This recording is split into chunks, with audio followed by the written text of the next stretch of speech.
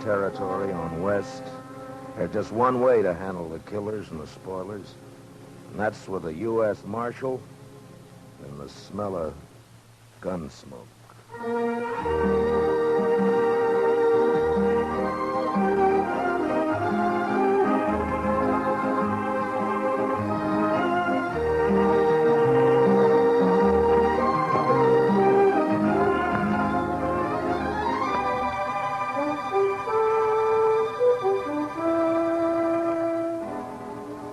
Gunsmoke, the story of the violence that moved west with young America.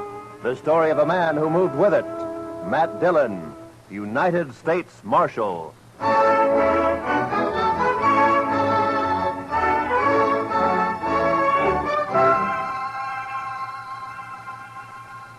Wanted for murder. Wanted for murder. Clay Richards. Clay Richards. Age 31. 31. Height 6 feet. Eyes brown. Hair red. Eyes brown, hair red. Hey, how'd you like me to print his picture on these notices? I got a woodcut. Well, let me show you. Ernie! Yeah? Fetch your Marshal a copy of that front page. Interviewing Clay's wife yesterday, I noticed a tintype on the mantel, their wedding photograph. So, first thing you know, I snitched it. It's very thoughtful. Yeah, I'll take it, Ernie. Here. And then I propped it up in front of me and carved me this woodcut. Ain't she prime? Ain't she just elegant? Real elegant. Good likeness, don't you think? Of course, he was 7 or 8 years younger with the tintype. Yeah, it's a good That's likeness. his hair short. Doesn't show what makes a law-abiding man like him try to rob a bank. Doesn't look like a man who murdered an old cashier and a Chinese cook who just happened to be Sure sweated there. over it, though. But it's a good likeness. Yes, sir, it is. A picture like this sure dresses up the front page, don't it? Yeah, it's a little masterpiece, Mr. Hightower, a notable contribution to the culture of Dodge City. Well, thank you, Marshal. Does fetch the eye, don't it? I'm printing an extra 500 copies of the weekly, and I bet I sell them all. Too bad the cashier's shot went wild. If he'd managed to kill Clay or even wing him, why, I bet I could sell 1,000 extra copies. We must be thankful for the blessings we do receive, Mr. Hightower. Oh, I am, Marshal, I am. Why, just before it happened yesterday afternoon, I didn't know what I was going to fill my columns with, and then, like manna from heaven, 2 murders and a bank robbery. Attempted bank robbery, Mr. Hightower. He turned and ran before he got his hands on so much as $1. Yes. Still, as you say, like man. Dillon, I'm talking business. What is it, Chester? Well, it can wait, I guess, Mr. Dillon. Yeah, print Clay's picture on those notices, Mr. Hightower. Now, where were we? Eyes brown, hair red. Oh, yes. Also known as Red, Bricktop, and Sorrel. He didn't answer to no other nicknames, did he? No, that's what they called him. All right, then in big letters, $400 reward. Dead or alive. And at the bottom, apply Matt Dillon, Marshal, Dodge City. Mm-hmm. Print 200 copies. How soon can I send Chester over for him? This afternoon. Good morning, Mr. Hightower. Chester.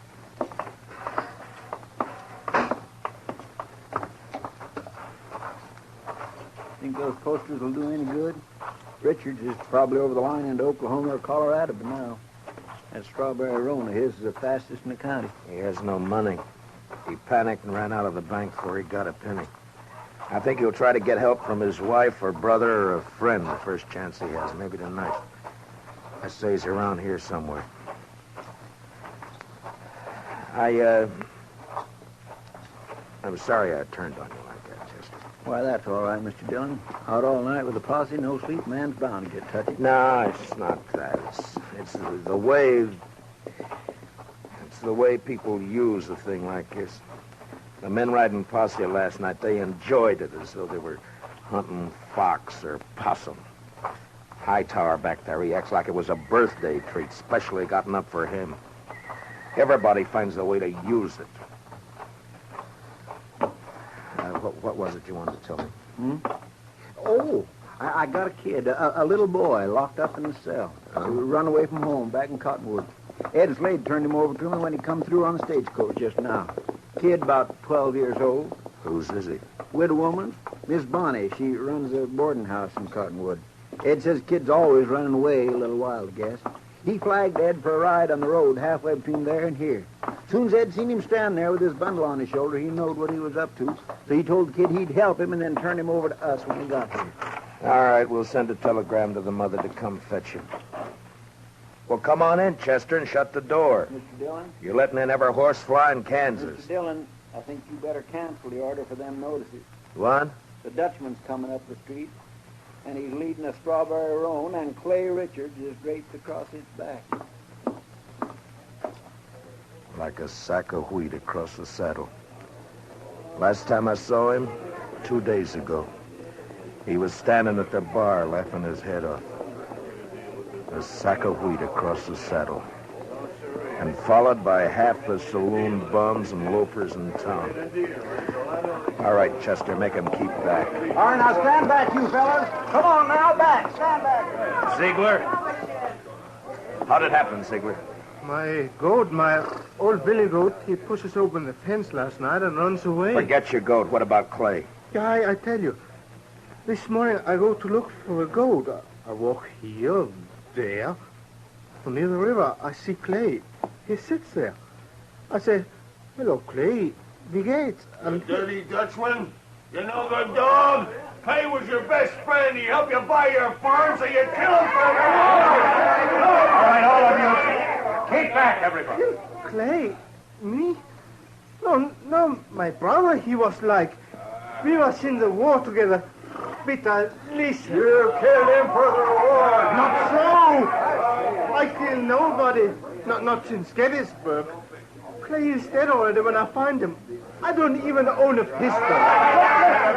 Ziegler, inside, quick. Yeah. Chester, give me a hand with Clay. All right, all of you. Listening.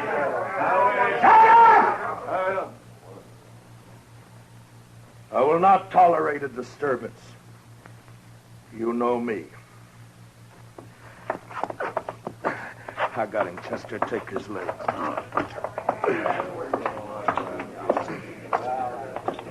All right, kick the door shut. Marshall, I don't kill Clay. On this table, Chester.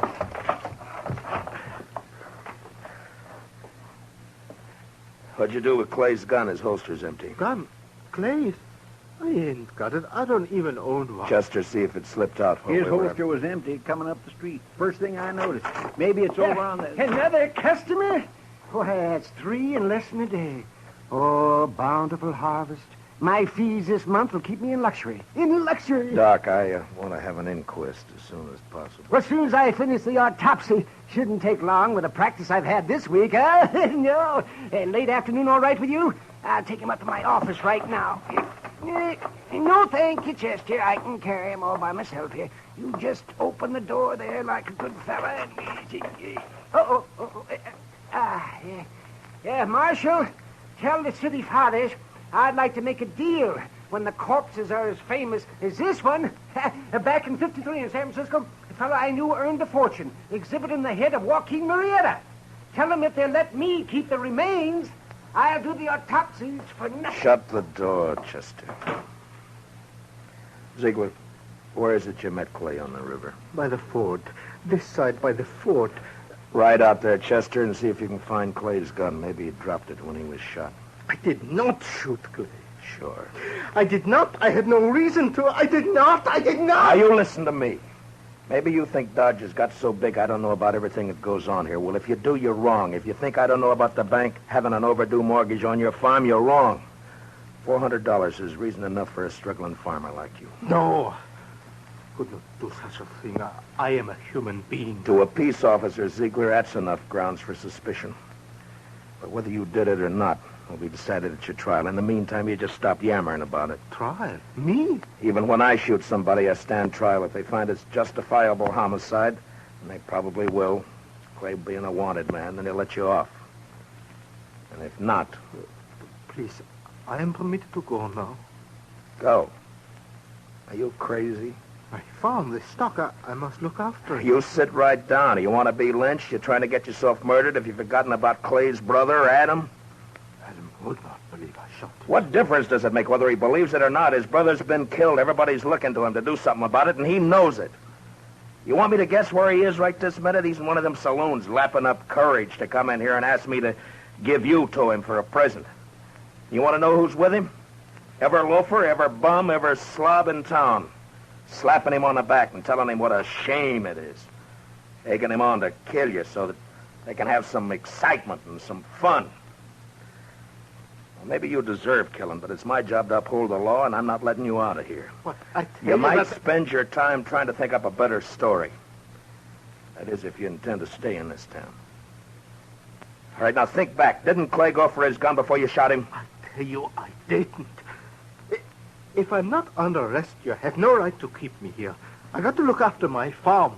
I go. All right, Chester, lock him up. Yes, sir, Mr. Dillon. Come on now, Ziegler. Step out, Sonny. This cage is bespoke. Who's in there, Chester? That little old runaway from Cottonwood? Oh. Yeah, come over here, son. Come over here to me. I know who you are. You do you? You bet. You're Matt Dillon. I'm guilty. I knowed you right off. You just pointed out to me one day back home. Filler says you was the fastest gun thrower in Kansas. Wyatt Earp wouldn't be awful interested to hear that, I'm afraid. Filler says you was faster than Older. Faster than Wild Bill Hickok in Hays City and Bat Masterson or any of them. How many fellas have you killed? You don't keep score, son. It's something you try to forget. Not me. Someday I'll be famous like you, and for every filler I kill, I'll put a notch on my gun. People will see those notches, and they'll know they better not try. Why'd you run away from home, bub? Don't you know your mother's likely to worry about you? Oh, she won't worry. She's too busy working. You ain't gonna make me go back, are you? You wouldn't do that, would you? Well... Because it wouldn't stop me for long. I'd only run away again. Oh, where are you off to in such a sweat? Oh, Texas, California, Mexico. Fella can accomplish things there, not like living in old Cottonwood. If you let me go, someday when I'm famous, you can tell people you helped get me started. Well, that's a pretty strong inducement. I'll have to think about it for a while. And, look, while I'm making up my mind, I want you to give me your word. The word of a man who'll be famous someday that he won't try to run away from me. Otherwise, I'll have to have Chester lock you up again. Oh, I'll shake on that. Good. Chester, I want you to go look for Clay's gun. Yes, sir, Mr. Dillon. And on the way, stop off and send that telegram. You know? Hmm? Oh, that telegram. Yes, sir, Mr. Dillon. I'll do Where's that right. Ziegler? It's all right, Chester. Go ahead. Yes, sir, Mr. Dillon. Where's that murdering dog?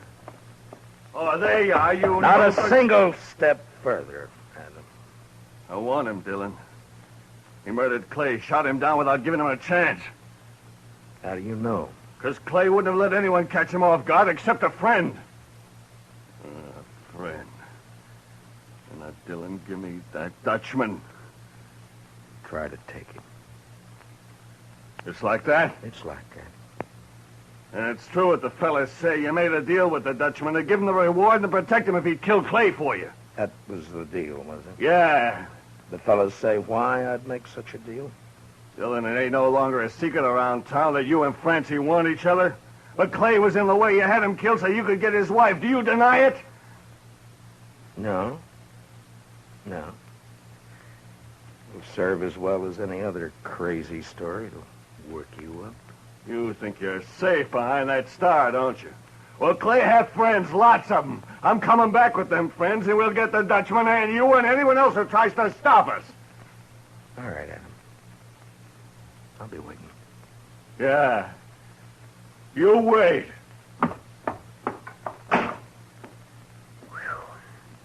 I almost seen something pretty just then, didn't I, Mr. Dillon? Yeah, almost. About another pint of whiskey ought to do it.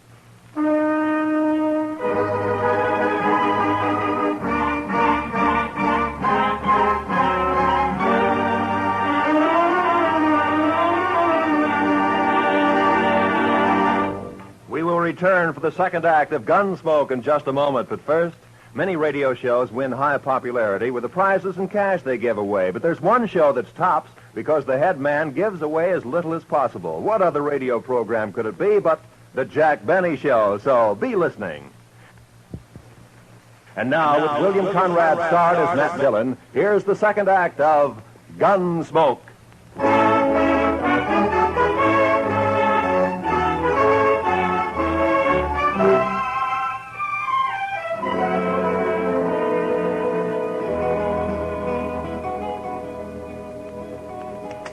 Son?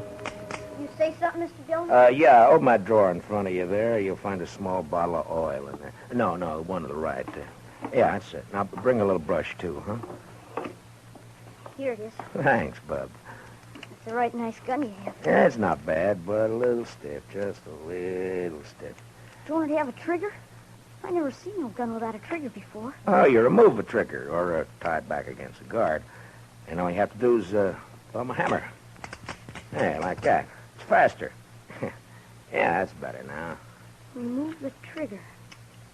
I remember that. What in the world for? Well, I remember everything you told me. About the Texas holster and the spring holster and the double roll and filing off the sight. It's just me, Mr. Dillon. Oh, any luck, Chester? No, sir, not any. I went to the store first and asked Mr. Denton what kind of ammunition Clay Richards used to buy, and he told me Clay had a double-action .44. I scoured that riverbank a half-mile each way from the ford, and not a sign of it. Yeah. I got that telegram off. You know who ought to be here pretty soon. Only 7, 8 miles from... Is that a fire in town? Funeral services for Mr. Grinnell, the cashier. So soon? It's awful hot weather. Yeah. Any of your guns need oiling, Chester? I don't think so. You sure? When Adam left, he said he'd be coming back with some friends. I know. I stopped at the Oliver Gantry just now to rinse out my mouth. Adam was there talking mighty ugly and mighty big. He's got a sizable following. When do you think? Any minute now, Mr. Dillon. Want me to take Bob out of here to one of the hotels, maybe? I want to see No, it. I think you'll be safer here, Chester, behind stone walls and dodging about the streets rubbernecking. You keep your head down, Sonny. You hear? There's a... Matt, I gotta talk to you. She ought to be in mourning. If she cared for Clay at all anymore, she ought to be in black. Matt, Oh, Lord, I find her more beautiful all the time. Matt, have you heard what they're saying? What are they saying, Francie? That you and me, that you made Pete Ziegler kill him because of... I'm sorry that got back to you, Francie. It's all over Dodge. Adam almost strangled me before they dragged him off. Francie, I didn't shoot Clay. Francie, I beg you, believe me. Shut up, Ziegler. Shut up or I'll club you to death! Francie is just one of those crazy stories. They needed one and they made one up. But, Matt, everyone believes it. On my way down here, people were pointing, whispering. Old women clucking their tongues at me. They believe it. They'll forget it as soon as this is over. They'll remember that even if we once did go with each other, it was finished and done with even before the war ended, before you even met Clay. No, they won't forget it. For the rest of my life, as long as I stay here. Hold it a minute, Francie. Yeah, Doc, what is it? Oh, am I interrupted? What is it, Doc? Topsy's finished. I examined his liver and lights. This is Mrs. Richards, Doc. Oh, I beg your pardon, ma'am. I'm sure I meant no disrespect for the departed. Well, Clay was shot all right, but from the nature of the wound and the coagulation of the blood, I'd say it happened sometime yesterday. I'd say the cashier's bullet didn't go wild after all. how could a dead man gallop away? But the wound wasn't what killed Clay. The ball hit the rib case and bounced off. 22 caliber it was. What did kill him was the stab in the back, right through the spine, inflicted sometime this morning. Now, near as I can judge, by a small blade, 2 or 3 inches long. It could have been a Barlow knife. Thanks, Doc. Please accept my condolences, Mr. Richard. You call the inquest anytime you're ready, Marshal. Chester, close the door. You see, I didn't do it. I didn't shoot him. All right, I then you told that stabbed him, maybe. You said you never carried a gun. Look, Francie, go home and give matters a chance to simmer Matt, down. I'm going to ask you for something. Yeah? Turn Pete Ziegler out into the street. What? Francie, they're itching to get their hands on him. Let him have him. It'll prove that story's a lie, that you didn't make a deal with him. Please, Matt, I have to live here. Sammy, I have to live here. Matt? Matt. Don't look at me like that. Go home, Francie. Go home or leave town or hang yourself or anything you like. Just go away. Away! Right now.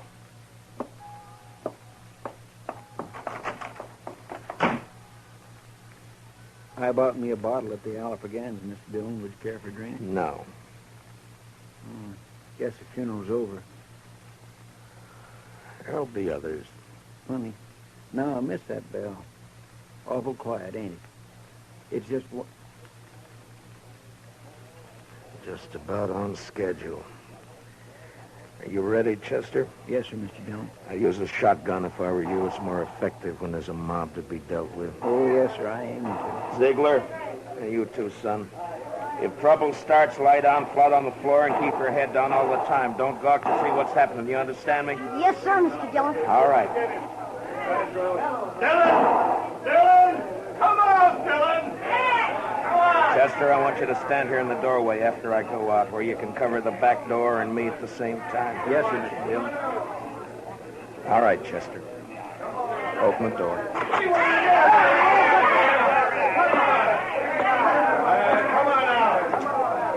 It's my duty to warn all of you that you're in the breach of the peace. I've sworn to uphold the law. I've killed men in order to do it, and I'm prepared to do so again. Give us a Dutchman, Dillon. Men! I ask you to be sensible and to leave quietly. But if you refuse to listen to reason, if you insist upon being fools, if you've already decided to act like wolves instead of humans, then there's nothing I can say to make you change your minds. A Dutchman. All right, you want Peter Ziegler? Well, he's not more than 20 feet behind me, so come on and get him, any of you. One at a time or all at once. Come on. Which one of you wants to die first? You? You? You, Adam? Well, what do you say, Adam? You let him here. Don't let this star on my coat stop you. Come on. There, I'm not wearing it now. Well, come on, draw, Adam, draw!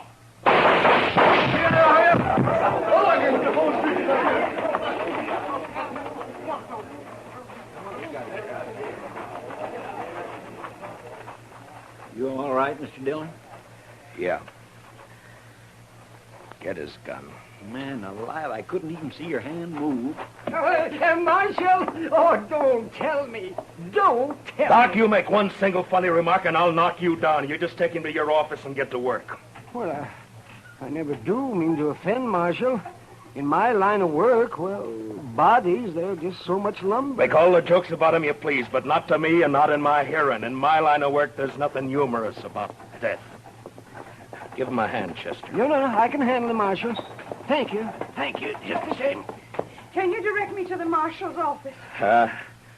Yes, ma'am, right here. I'm Marshall Dillon. Well, I left Cottonwood as soon as I got your telegram. I'm Miss Bonnie. Where's my boy? Oh, we have him, ma'am, safe and sound. Here, let me help you down. Hitch that horse, Chester.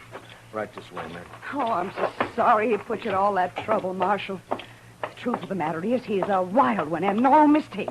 Takes after his father, one scrape after another. He was no trouble at all. I enjoy children. I like to have them around. Bob? Bob, your ma's here. Son? Chester, where's the boy? Did you let him slip past you? No, sir, Mr. Dillon. He never got past me. Look, the back door's open. He seen me and he hightailed it, the devil. We'll round him up for you, ma'am. Don't worry. Oh, I don't know why I bother hauling him back. If he's run away once, he's run away 1,000 times. This time he ran because I wouldn't buy him a gun. He wanted a real one. That boy's just gun crazy, I swear. I got him a nice Barlow knife instead. Barlow I knife? reckon it didn't signify, and off he runs. Barlow knife? The kid. Chester, find that kid. Marshal, has he done something bad with it? I told him to use it careful.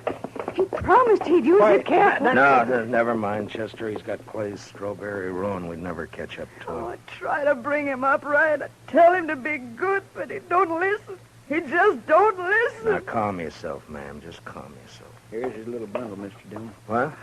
Yeah, give it to me. It's pretty heavy. Here, you're better at knots than I am. Open it, will you? The moment he was born, he's been nothing but tribulation to me. Now, please, ma'am. What's he got in it, Chester? Shirt, stocking, piece of sausage, and this. 44 double action. Yes, sir, Mr. Dillon. That's Clay's gun. Sonny didn't manage to keep it long, did he? Well, if he wants a gun that bad, he's bound to get hold of another one somewhere, somehow. Chester, call Mr. Hightower over. Hey! Hey, Mr. Hightower! Oh. Come on over. Mr. Dillon wants you. Marshal, could I have please a drink of water? What?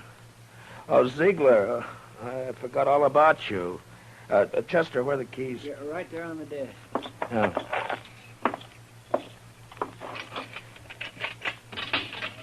There we are. It'll be safe for you to go home now.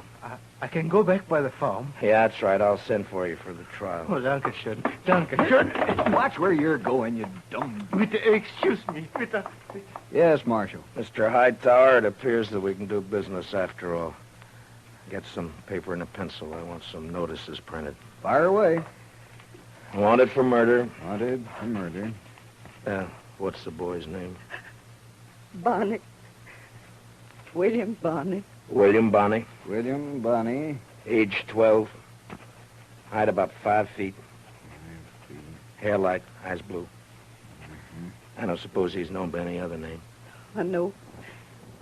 Everybody just called him Billy. Or the Kid. Also known as Billy. The Kid.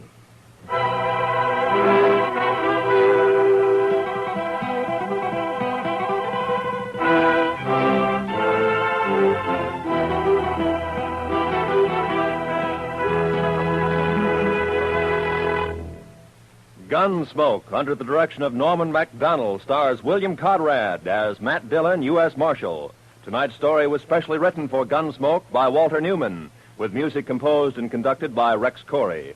Featured in tonight's cast were Don Diamond, Parley Baer, Harry Bartell, and Howard McNear, with Richard Beals, Paul Dubov, Georgia Ellis, and Mary Lansing. Join us again next week as Matt Dillon, U.S. Marshal, fights to bring law and order out of the wild violence of the West in Gunsmoke.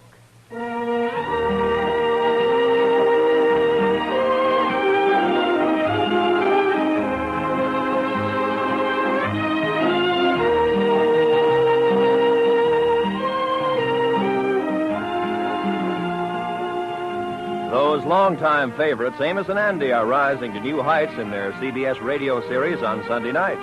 Heard on most of these same stations, Amos and Andy find trouble as constantly as ever and make it just as funny and as human as they have for more than 20 years. Be sure to hear Amos and Andy this Sunday, won't you? Right after the Jack Benny Show. This is Roy Rowan speaking. And remember, there's fast, funny quizzing on The Bob Hawk Show every Monday evening. This is the CBS Radio Network.